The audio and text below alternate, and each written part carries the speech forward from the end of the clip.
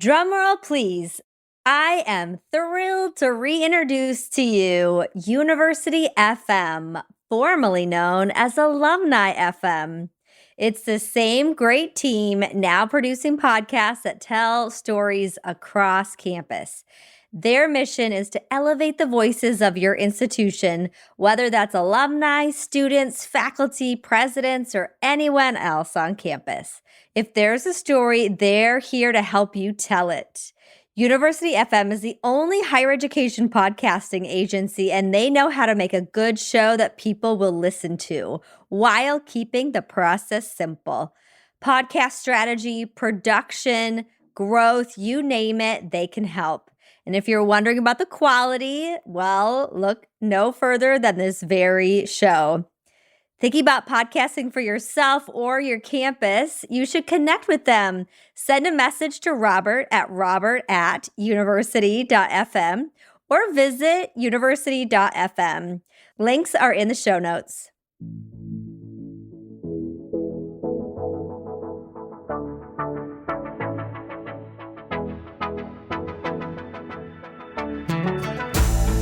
Hello and welcome to Josie and the podcast. I'm Josie and I'm so happy to have you here with me today. What does it mean to lead in the digital space with heart and humanity? On this podcast, I spend time answering this question with heart, soul, and lots of substance. My goal is to share conversations that encourage you, empower you, and entertain you to rethink digital strategy for yourself and the organizations you support. Welcome to this shorty episode today. These shorties are, full of fun-sized me talking about one specific thing that I'm fired up about lately. And a couple quick updates, though, just about Josieville land over here. Y'all, the day that I recorded the last shorty episode on student affairs, marketing, communications, I was starting to feel like a little something in my throat. You may have even heard it. You're like, gosh, it sounds like maybe she's kind of struggling. The next day, tested positive for COVID. I had made it so far. I had to give up my COVID-free card. I was so bummed. Thankfully, really mild symptoms, but gosh, it keeps hanging on. Like it's still in my throat, had congestion a little bit. So if I sound a little heady, I mean, everyone's sick right now. It's the dead of winter. Even in LA, we get sick, but I'm okay. By the time this episode comes out, the digital community building cohort will be off and running. I am so excited for all the participants that have registered so far. We've got community colleges, HBCUs, big four-year institutions, private. Like, I love the diversity and all the goodness that is going to be packed into that 2-month program. I haven't gotten another dog. If you've heard me share earlier how I want another puppy. I did have to take Luna to the vet today. She needed some new vaccines. We are pro-vaccine for all human and fur creatures in this house. But I do think I need to start unsubscribing from all these rescues that I follow on Instagram because it doesn't help me trying to manage not wanting another fur baby.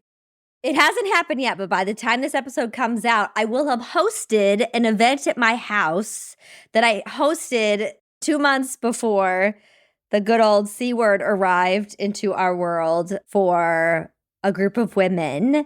I think I called it like a manifesting event, like a New Year kind of woo-woo thing. And I'm considering this one falls in February, I'm calling it a Galentine's Day event. And everyone's welcome to invite one other of their besties.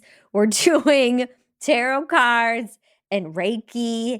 And I got crystals for everyone. I have a crystal shop up the street. It was so much fun. And I need to do more stuff like that, which hits exactly on the topic for today about friendship, about connection, about community. I also you can never take the student activities girl out of me that I need to plan events, whether it's virtual or in person. So this just hits on all kinds of things that I love. Today, I want to talk about the intersection of friendship, community, networking, and how that shows up online and in all of life. And as a heads up, there is some mentions of depression if that's something that maybe you don't want to check out right now, but do know lots of resources too. And of course, I'll share my own story along the way. So here's the real deal. As we think about friendships and making friends in a very large city like I'm located, it is hard to make not just acquaintances or someone you talk to for a little bit, but like lasting friendships. And we'll talk about more about why that is. But growing up, I didn't have a lot of role models about adult friendships. And unfortunately, I was bullied just like right away. Like even before I was smaller than everybody else, that didn't show up until third grade. So it wasn't just because I was small. I remember as early as preschool, there was a group of girls that just didn't want me to have a positive experience. And there's been therapy, but in first grade, I had this incident that happened on the playground, and I went and talked to a teacher about it and just so distraught. And she called me a brown noser. And that was like when I'm itty bitty, right? As you fast forward to like middle school, I don't wish middle school upon anyone. We're just surviving out there. But it's part of the reason why my experiences and always wondering why can kids be so mean to each other, or why one minute you'd have a friend and the next second they're gone. And I know I'm not alone in this. This is unfortunately so common. I thought I was going to go to college to be a high school guidance counselor, and I wanted my research as I would progress through degrees to be about bullying. And this was even before cyberbullying. But I do wonder, when I got to college, I finally found my people that really saw me, that celebrated me, and it just felt so natural. And the more I got involved in college, the more excited I got about higher education. And so my focus started to shift a bit. So I'm sure we all have our own stories about friendships, from heartbreaks to those that have been in our lives forever. But as I think about recently in 2022, especially, I stumbled and friendships started to be almost a signal that I needed to sit up and pay a bit more attention to this. As I shared in the first episode of this season, Hey, Hi, Red, Are You Okay? I now know that I was hitting some depression when I started to wonder if one of my closest friends, who I met through improv classes, who I love, who I adore, she is the most straightforward, transparent, and authentic person on the planet. I convinced myself she was not into me, that I was too needy, too negative, too much of everything. Again, keep in mind, she's the most straightforward person, like will say immediately what's on her mind. And while we chatted at dinner one night, she commented as if she was passing the salt. And she said, Josie, I think you might be a little depressed. And in the past, I would have been defensive or maybe come up with excuses or maybe just not reply at all. But I already knew she was right. And she gave me permission, finally. And there wasn't judgment. I also had known she's faced her own mental health journey. And it was like she was just telling me to go get my oil change for the car. So this isn't the first time that I wouldn't say I hit rock bottom, but it was a low. That there was I had rocky roads writing my book. And a reason I'm not racing to write another book. The other was when I began this independent path, leaving my full-time job just to do my doc program. I began to get some serious anxiety and even panic attacks, and it freaked me out. The eve of my 32nd birthday, I didn't plan on it, but had a bit of an intervention, and I just began writing in a notebook. And it turned out to be this poem called Finding My Footing, which a couple years later I blogged about, and I'll link to. And I had to admit to myself that I could not do this alone, that it wasn't going to take, this degree wasn't going to bring happiness, this new business, this next race. And so this is when I went all in into online communities and connections, but also translating that connection offline too. I began not only participating in any Twitter chat that I could find, in Facebook groups, but also then reaching out to people who I was meeting, asking for a phone call, and nearly everybody responded. And it was here that I met some very near and dear friends that I still call friends today, and they are definitely real. Like Chris and Abel, Liz Gross, James Robillata, Amma Marfo, Chris Conzen, Ed Cabellin, and so many more. So fast forward, 2023. I didn't start us out in 2020 because we'll just lump all the years together for whatever this is since March 2020. And I want to talk about the intersection of friendship, connection, and even addressing COVID and how it's impacted our mental health, friendship, loneliness. To know for me that I know that I'm not alone. And if you're listening, you're not alone either. Because all those people that I just mentioned, I met them purely probably on Twitter. And then we probably connected on Facebook, Instagram, saw each other at a conference, had a meetup. There was always this spark, but we hear so often how people talk down about the people that you meet online aren't real, it's not lasting, it's not impactful. And so that's what I want to unpack today. Hopefully give you some tools, but also as you think about how does this translate into how we approach marketing and communications, especially social media in our college accounts. If you're a leader, how you can use your platforms a little bit differently and have a more purposeful reason in your why for being online. So an article from Harvard called Loneliness in America, How the Pandemic Has Deepened an Epidemic of Loneliness and What We Can Do About It. This was from 2020. Finding American adults, 36% reported serious loneliness, feeling lonely frequently. This was even more for young people 18 to 25, saying 61% reporting loneliness, and mothers of young children were 51%. So those two groups were even higher. 43% of young adults reported increase in loneliness since the outbreak of the pandemic. About half of the lonely young adults in the survey reported no one in the past few weeks had taken more than just a few minutes to ask how they were doing in a way that made them feel like the person genuinely cared.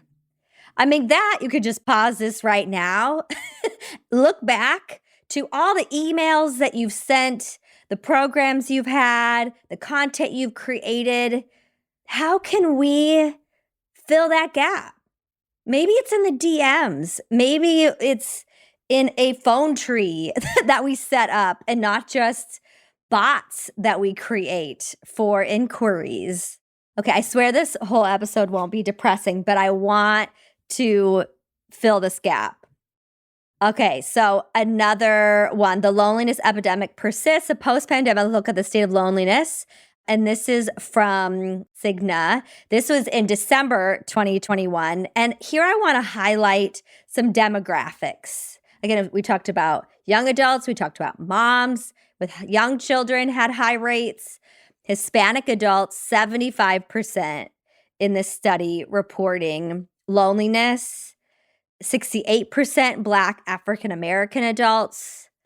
At least 10% higher than everyone else in the study of other identities. The highest age category of loneliness was 18 to 24, compared to 41% of seniors aged 66 and older. This is a lot of lonely people. I'm trying not to honestly just my empathy and my empath is just busting out of my heart right now. And men and women are actually fairly close, even before the pandemic in 2018. And those obviously increased during the pandemic. Parents and guardians, though, compared to the rest of the US participants, higher with a 10 gap point difference compared to non parents. And then, as we think about those listening who supervise, support, and lead people at work, less than half of employees who self report that they are lonely say they are able to work effectively. They're not performing at their best abilities, and they are more dissatisfied than those that say they're not lonely. So it matters. Like loneliness is one piece of it. You could be lonely but not depressed. It'd be interesting to pull up maybe some definitions, but I'm already going to be giving y'all so many articles. So why is friendship important to this loneliness equation? On a New York Times article, How to Be a Better Friend, a few benefits that the article included. You got logistical support. So, you got someone there when you got to run errands, you got to have some help. They found less stress. You're actually less likely to get a cold. Gosh, and I have a cold. Go figure. You've got positive peer pressure. Those with more friends may be more likely to exercise. And then, this one's fun. Friendship makes aging easier. This leans into my desire to have a Golden Girls retirement house. Actually, it doesn't need to be in retirement, but we'll see how that all works out. But I also come to you as a young 40s and already knew the reality of making friends as an adult was hard immediately after leaving college. Like even in grad school, it became more difficult. And there is research, there's lots of articles about this. In The Atlantic, there's an article why making friends in midlife is so hard. There was a friendship report by Snapchat. I thought that was interesting. This one, and I do wonder if their results are skewed. They found that typically you meet your best friend by 21. Actually, I'm really kind of offended by that because I didn't, and I don't know if I believe that.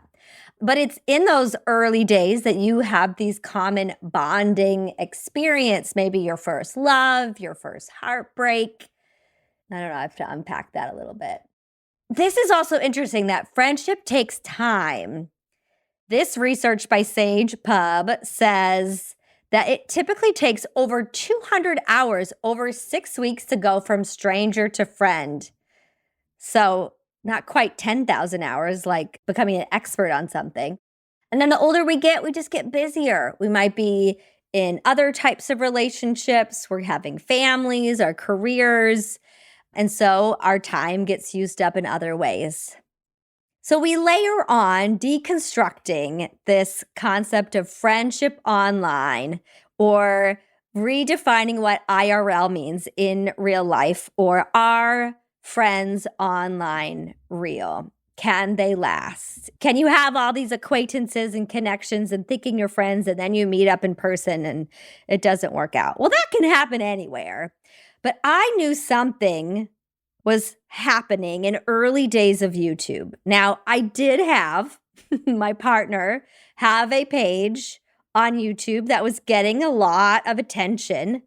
But as an early baby researcher, I was sure supporting the show, but I was so interested in what was happening in the comments.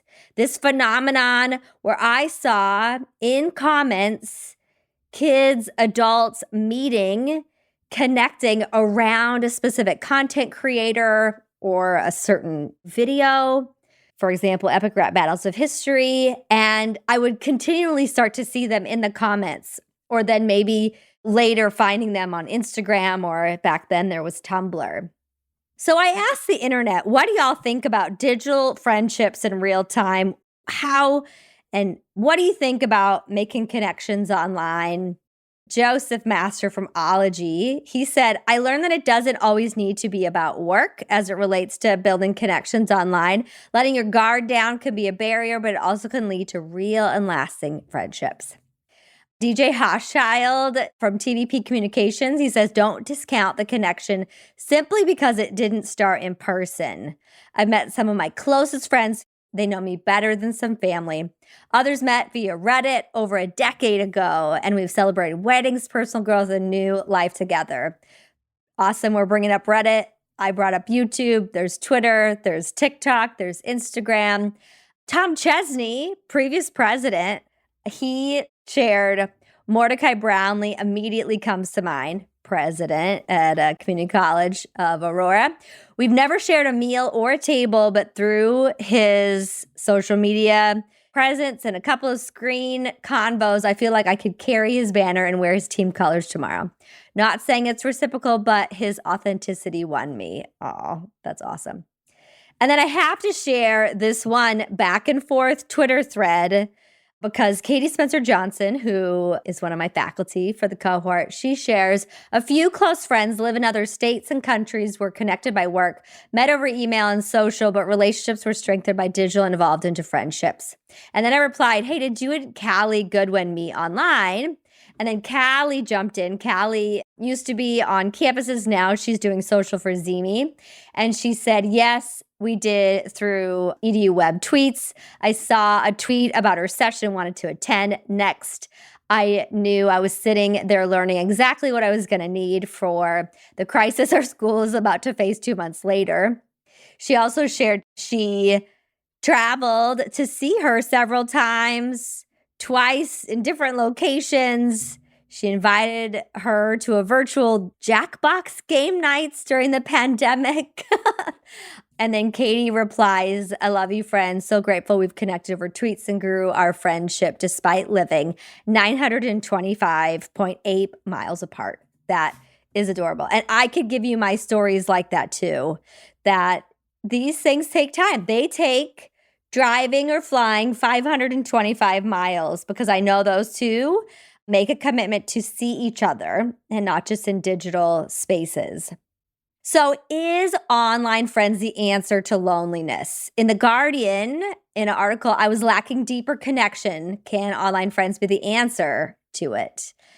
Psychologist, friendship expert, and author of Platonic, Dr. Marissa Franco, she says there could be a negative side to social. And I would back her up here that social may discourage us from taking risks. You can be very prescribed.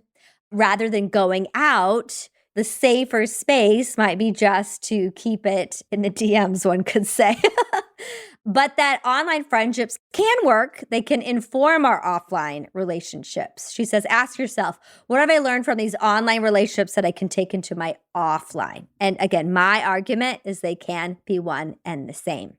In this article, one group in particular saw some huge benefits to be able to use social platforms. For example, those that living with disabilities or conditions that hinder accessibility or larger social gatherings or like certain job events and timing. This kind of communication can be very, very helpful. And this is also where I think about my life and how different it could have been if I had the internet growing up in actually a positive way. I felt isolated. Literally, I graduated the class of 62 or 72. It doesn't matter. It wasn't many. And I knew the homogeneity I was surrounded by wasn't normal. Everyone looked and thought the same. And I wonder if I was able to even just to be able to consume content from certain content creators on YouTube or TikTok education, how that would have opened my eyes and found friends and expressed my identity in ways that I couldn't back then. But again, now, as we fast forward, our online and real life, there's that real life again, friendships the same. So the pros, this author says in this article, the pros is having online friends. You've got mutual interests. It might be cheaper. There's easy ways to break the ice. You can get to know them faster, and you can make friends around the world. I joke that I have more friends in other parts of the US than in LA. It's just true. The cons that this author states is it's going to be harder to get together. I finally got My friend Liz out to LA for the first time, and what brought her here was work. We took advantage. There might be miscommunications. They might disappear, ghost you all of a sudden, or they may not be what they seem if they're presenting themselves in a way that they actually aren't. And in total, they say, okay, this is a Dunbar number. You could only have 150 stable relationships. Also, who has time for 150? But I'm sure this means like all those connections. So you've got thousands of Twitter followers, all these connections on LinkedIn or Instagram. I mean, this is just like best practice no matter what. Less is more. This podcast is also sponsored by Campus Sonar, who partners with higher ed campuses and associations that value marketing and communications as a strategic ally. Together, they empower leaders with insights from online conversation and social listening data to develop and align with strategies with the goals, the institutions, and organizations they serve. Join Campus Sonar for an expert panel about how campus leaders can increase institutional advocacy on March 23rd.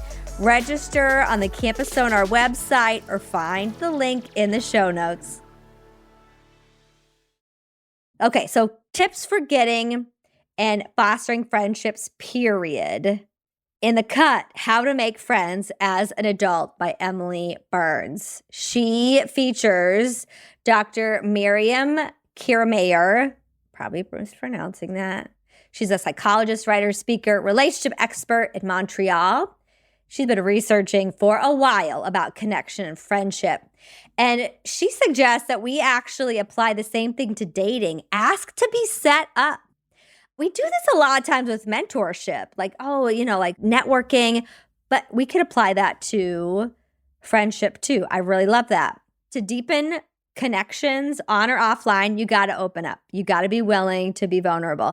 I'm in a Discord of all these other student affairs troublemakers, and we're talking about The Last of Us.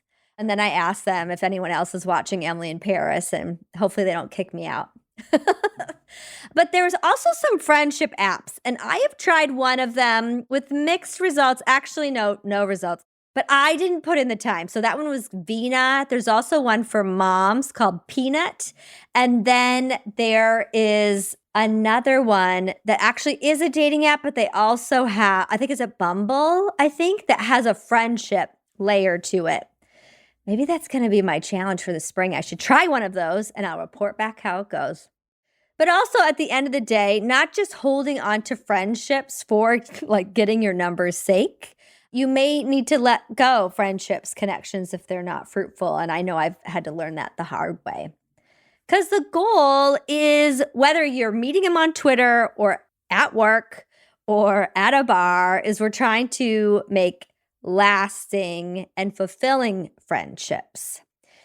And so if I was to share what I did, and I was intentional about making connections online, is I found social was the welcome mat. It was the spark.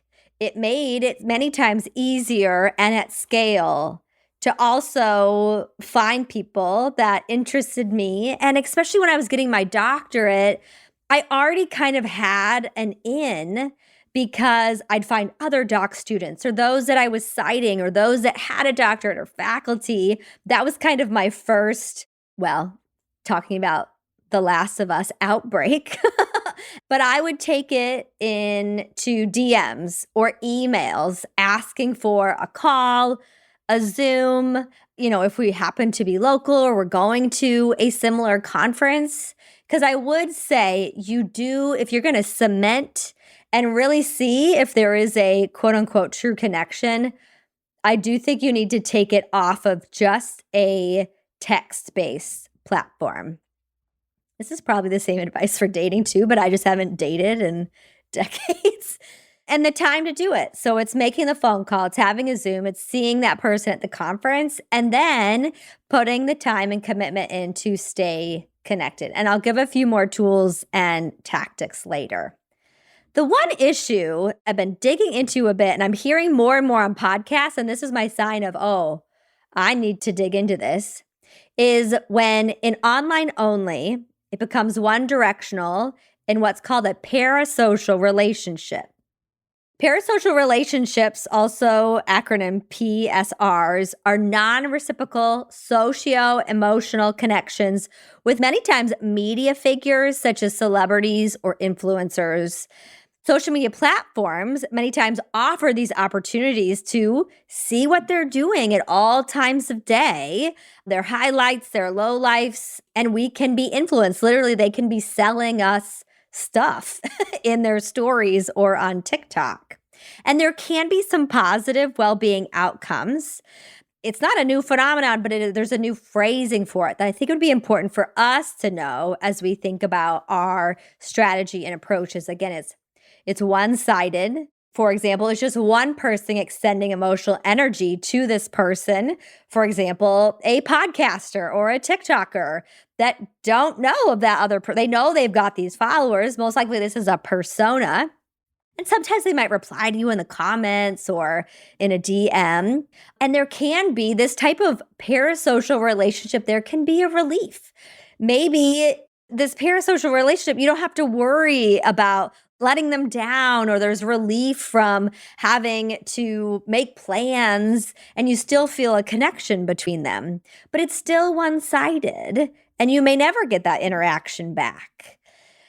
So I'm not saying there is a negative or a positive, but there is just something of note as we think of, I'm not talking about connections that are parasocial in a way that you make lasting connections and friendship, but also let's think about how your college president could be one of those people that your students or even you have a parasocial relationship, or your football coach or athletics.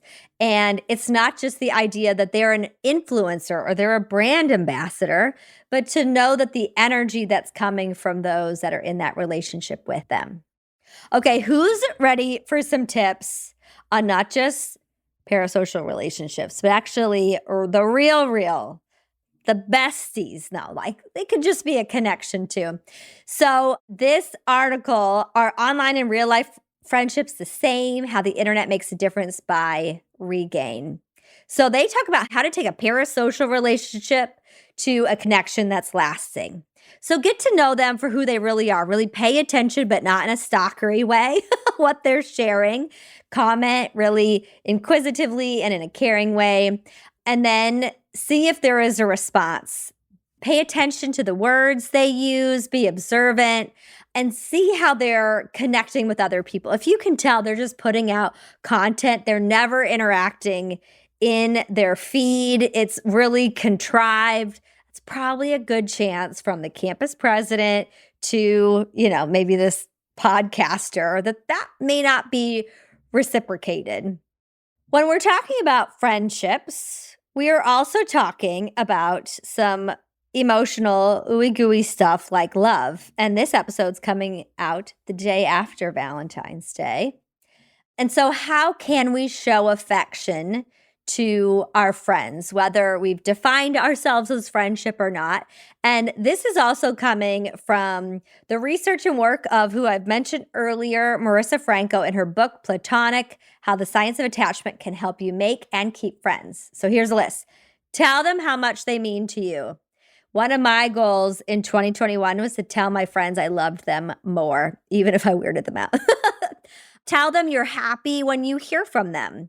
Be excited at good news, compliment them, praise their work, greet them warmly, let them know and when they share something meaningful with you. Smile genuinely.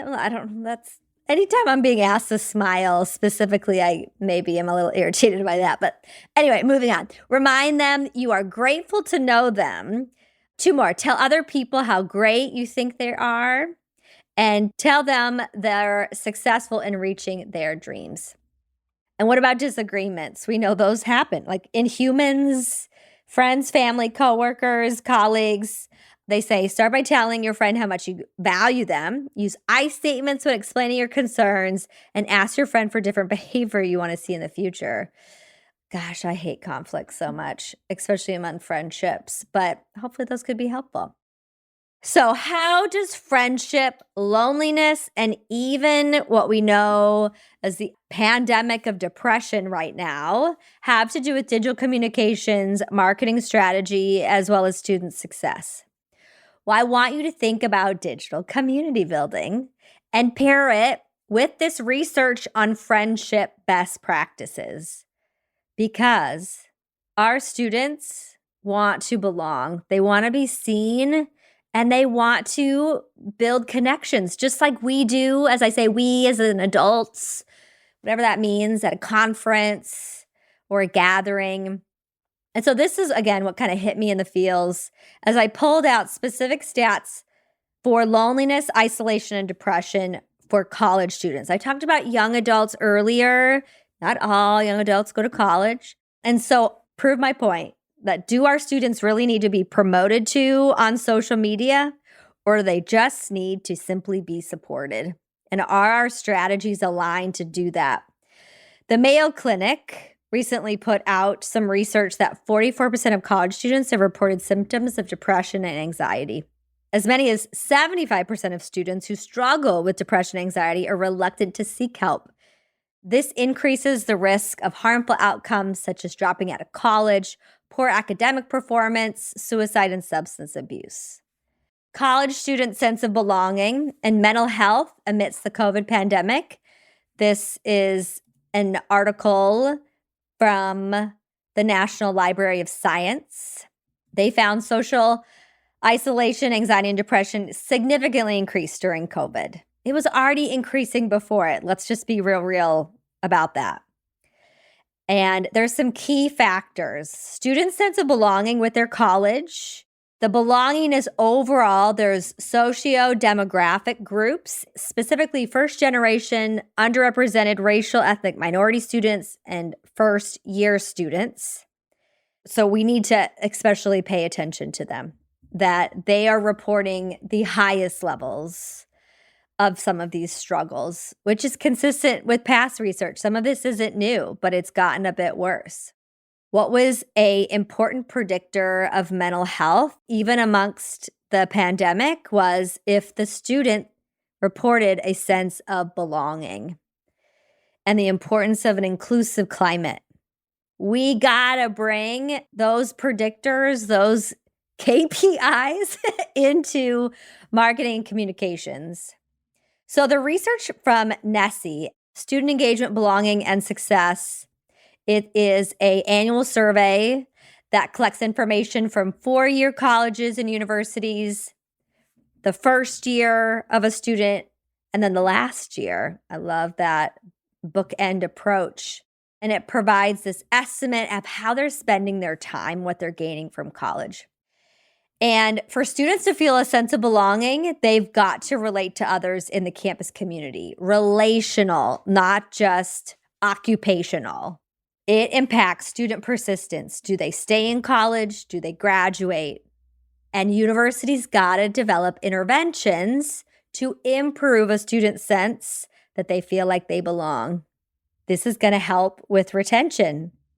So how do your social media strategies and your digital communities become part of or against student persistence interventions? Northeastern put out a piece called Fostering Belonging, and it really matched a lot of the things that the NESI was talking about, but a little bit more specifics that those that report higher sense of belonging, they've got more motivation, more academic self-confidence, higher levels of academic achievement, and overall achievement. Let's get those grades. Let's get them involved. They have to feel like they fit here. They belong. Here's the other key indicator that I want y'all to hear.